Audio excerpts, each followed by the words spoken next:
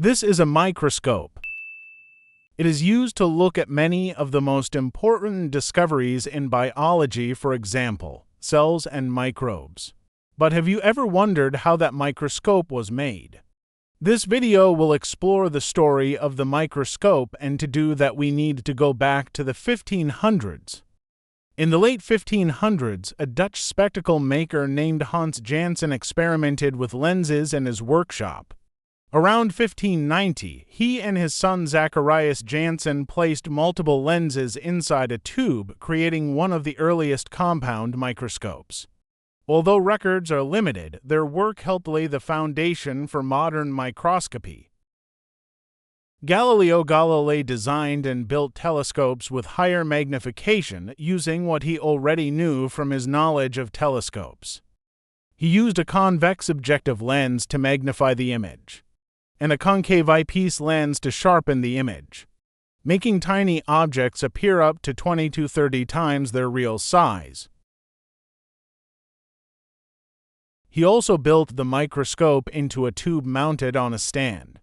In order to reduce shaking and allow steady focus, he found ways to shine light on the specimen so you could actually see it. He then presented his work to Europe's first scientific academy, calling it the Occhialino, which means little eye. The next scientist to develop the microscope was called Robert Hooke. He used an improved microscope from Galileo that could magnify up to 30 to 50 times. The microscope wasn't powerful enough to observe bacteria or animal cells in detail, but he was able to see plant cells and parts of insects. The word cell was made during Robert Hooke's examination with thin slices of cork under a microscope. What he saw under the microscope were tiny, box-like compartments. These reminded him of the small rooms occupied by monks in a monastery called cella in Latin. Unlike microscopes used by Hooke and Galileo, Leeuwenhoek made his own high-quality single lenses by grinding and polishing. These tiny lenses could magnify objects up to 200 to 300 times. With his microscopes, Leeuwenhoek was the first human to see bacteria, sperm cells, and blood cells.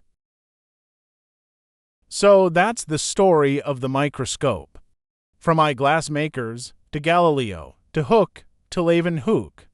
Each person added something new, until we unlocked a world too small for our eyes to see.